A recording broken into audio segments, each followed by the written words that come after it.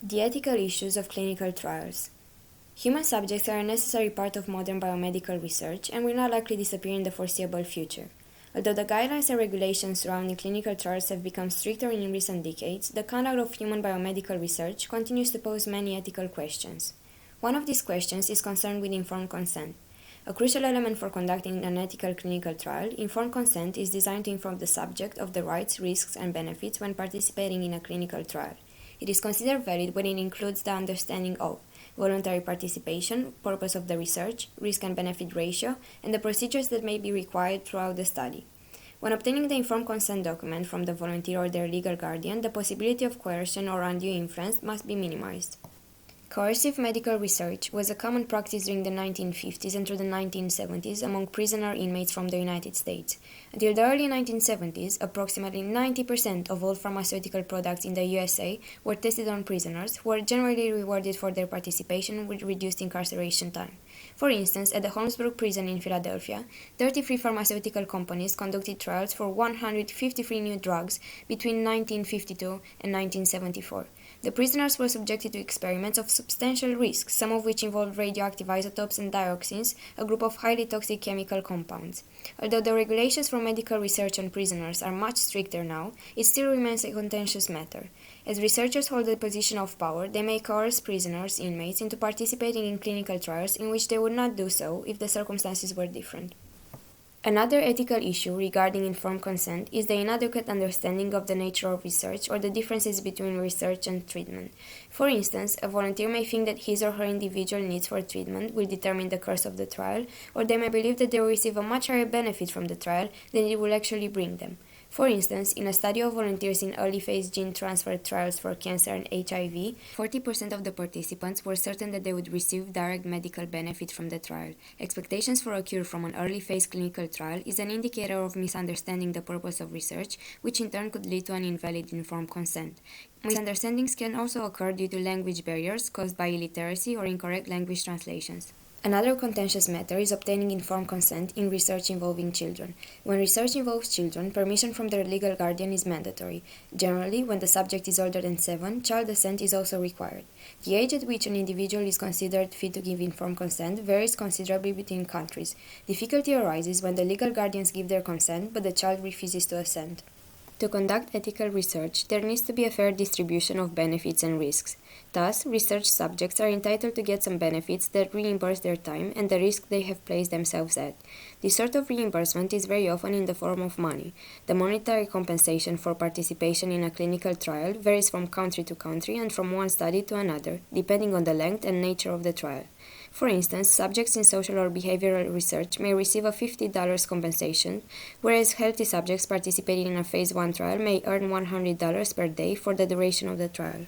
Offering money as compensation for time or expensive enhances participation, as human subjects will not refrain from volunteering because they do not afford to spend their own money. Providing financial incentives also aids in achieving a subject pool that is socioeconomically, racially, and ethnically diverse. However, this practice raises ethical concerns. Many argue that offering money compensations may impair judgment and jeopardize voluntary decision-making. Undue inducement, bias, and clinical research exploitation are the main issues related to this practice. Undue inducement occurs when an overly attractive offer leads a person to participate in a clinical trial against which they would have normally had real objections based on the risks involved or other fundamental values. One study revealed that from the people surveyed, 3/4 of the respondents believed that a reward of $500 for participation in a clinical trial or research study could impair the judgments of others. However, only 20% believed that the offer would impair their own judgment. There has been little empirical evidence supporting the theory of undue inducement in clinical trials. Several studies looking into patients' motivators for participating in placebo-controlled trials argued that monetary compensation did not play a significant role. The main motivators included personal health benefits, helping other patients, and contributing to scientific knowledge. However, there are chances that the respondents might have answered accordingly to what they believed that they were supposed to answer. Nevertheless, these results probably differ in cases of volunteers coming from lower socioeconomic status. For instance, early-phase clinical trials that test the safety of investigational products, which have a relatively high risk but pay large incentives, attract mostly low-income minority men. Thus, paying incentives may attract high rates of subjects from lower socioeconomic status, which in turn would lead to enrollment bias. On the other side of the spectrum is the ethical concern of exploitation. When people are offered too little monetary compensation, they will have an unfair benefit compared to the one of researchers, institutions, and research sponsors, all of whom will benefit from the study. A modern example of an exploitative clinical trial is the surfactant trial for infant respiratory distress syndrome conducted in 2000 in Bolivia. In the randomized placebo-controlled trial, the subjects did not receive a fair benefit level for their participation. Although there was already an available treatment, the control group was withheld this life-saving treatment and the general level of care was subpar comparatively with the American standard of care. Moreover, the principal target market for the drug was the United States and Europe, and the sponsors had no specific plans for marketing surfactant in Latin America, which was the region of origin of the volunteers. Exploitation is a high possibility with pediatric subjects, considering that guardians might enroll their children to get the monetary compensations for themselves. Payments for children can go up to $1,000 and can be in the form of cash or gift cards. There is little evidence on how much payment may influence people to volunteer in clinical trials. Financial compensation usually encourages healthy subjects to participate in Phase 1 trials, but it plays a less significant role in the enrollment of participants in Phase 2 and Phase 3 trials. Moreover, payments probably play a minor role in clinical trials taking place in developed countries in comparison to developing countries. The inclusion of vulnerable populations in clinical trials is one of the largest issues regarding the ethical conduct of research. The list of populations classified as vulnerable in the ethics literature includes, but is not limited to, children, pregnant women, critically ill individuals, elderly people, prisoners, disabled individuals, ethnic minorities, and economically and educationally disadvantaged people. Vulnerable populations require close and careful attention during the clinical trial design, with notable recruitment considerations, as vulnerability can predispose the subjects to exploitation and undue inducement. The issue has been highlighted in recent decades by the globalization of clinical trials, where research is sponsored or conducted by groups from developed countries but is carried out in developing countries. Apart from achieving a diverse subject pool, transnational clinical trials also have a substantial financial benefit. Whereas in the USA and the UK it is increasingly recognized that trials have become too expensive and bureaucratic, clinical trials conducted in developing countries are easier, more attractive, and less expensive. For instance, a clinical trial in the USA would cost somewhere between $300 and $350 million, whereas the same trial would amount in India to an amount of approximately $25 million. An important thing to note is that usually these trials are not designed for drugs targeting diseases prevalent in the developing countries. A study found that between 1975 and 2004, from the 1,556 new drugs developed worldwide, only 10 of them were targeting diseases that were prevalent predominantly in poor and low-income regions.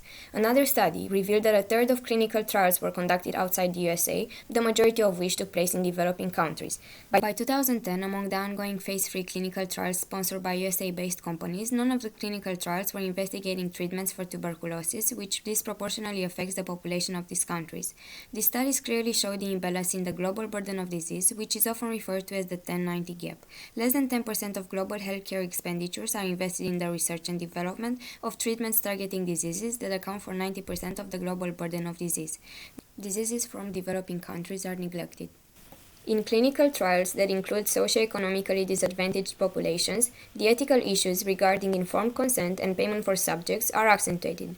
Moreover, an issue specific to trials conducted in developing countries is the minimized ethical standards of these trials, compared with the standards of similar trials from developed countries. Similar to the placebo-controlled surfactant trial conducted in Bolivia, clinical trials investigating treatments for the prevention of mother-to-child transmission of HIV infection generated considerable controversy in the late 1990s.